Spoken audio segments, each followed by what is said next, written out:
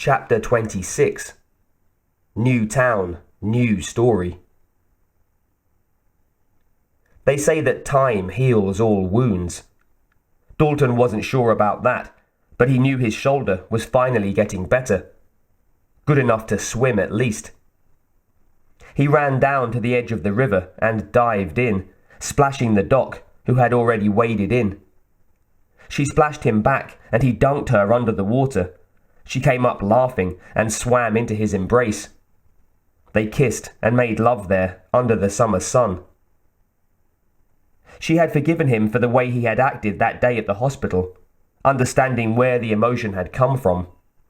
Fear of losing her, or worse, fear that she would be hurt. Dalton knew he was lucky to have her, and that having her had changed him in many ways. After a while, the Doc swam over to the river's edge, wrapping a towel around her wet body. "I'm going to dry off and get a drink," she called back. "Okay," said Dalton. "Meet me downstairs when you're done." She looked back at him with a what for expression, but he just smiled enigmatically, and she went off shaking her head. She seemed happy.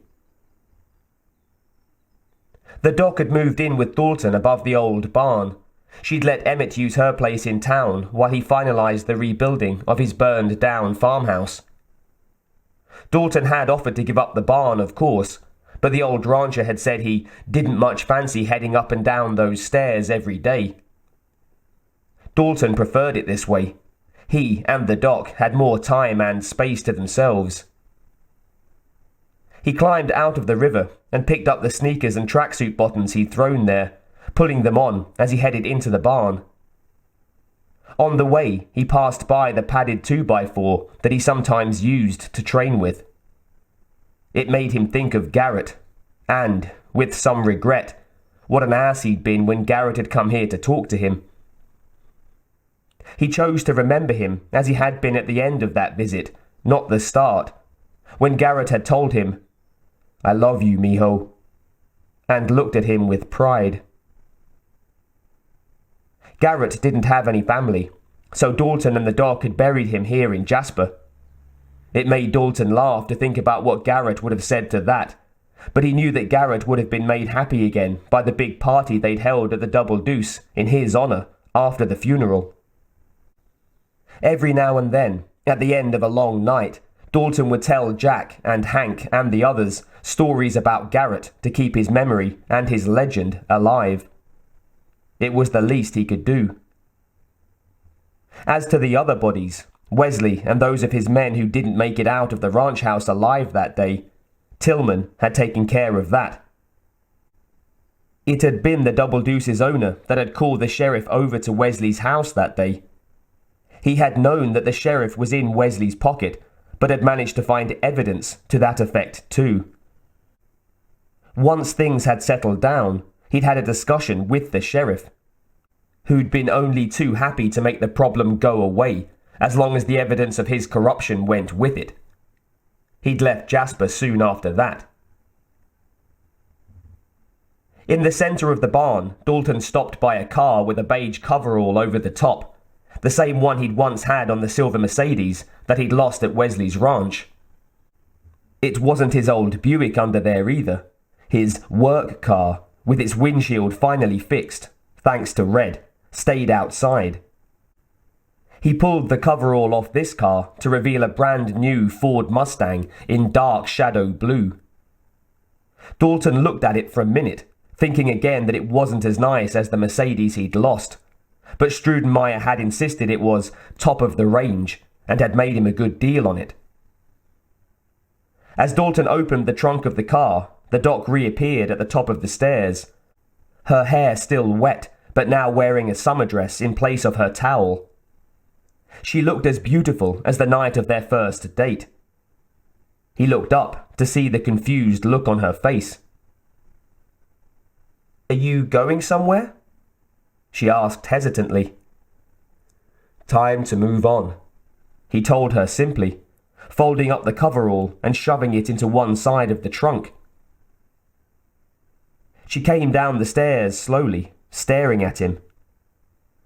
"You're just going to go now?" she asked quietly, clearly wanting to fight him on this, but with enough pride in herself that she wasn't going to give him the satisfaction if he'd made up his mind to leave her. Dalton was glad that that was her reaction. "I've been moving my whole life," he told her honestly. "What are you going to do now?" she questioned, folding her arms. He reached into the trunk where he already had a bag packed and pulled out a shirt.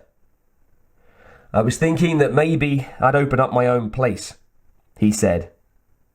"I heard there's one for sale a few towns over." He shrugged on the shirt.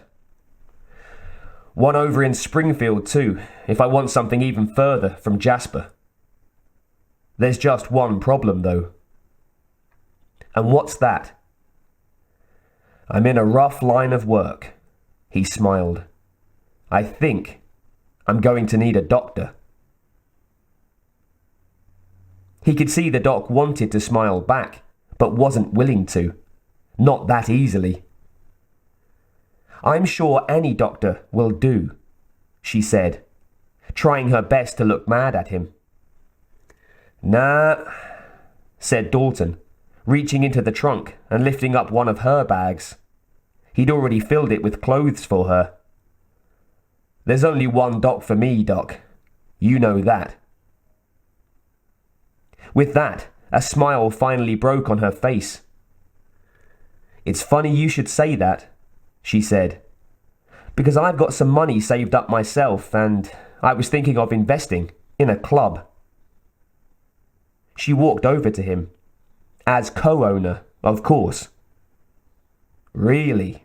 said Dalton. "Really," she agreed, running her hand up his arm. "There's just one problem, though," she added. "And what's that?"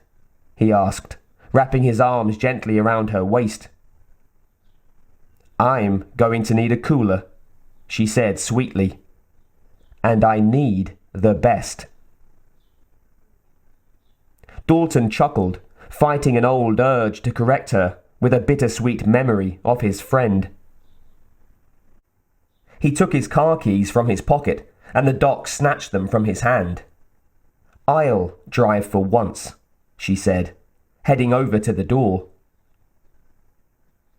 He closed the trunk and then jumped into the car to join her, grabbing his only cassette from the glove box and sliding it into the deck as she started the engine. After a moment, "On the Road Again" played out of the stereo speakers. Dalton looked at the doc and smiled. This woman could drive him anywhere she wanted.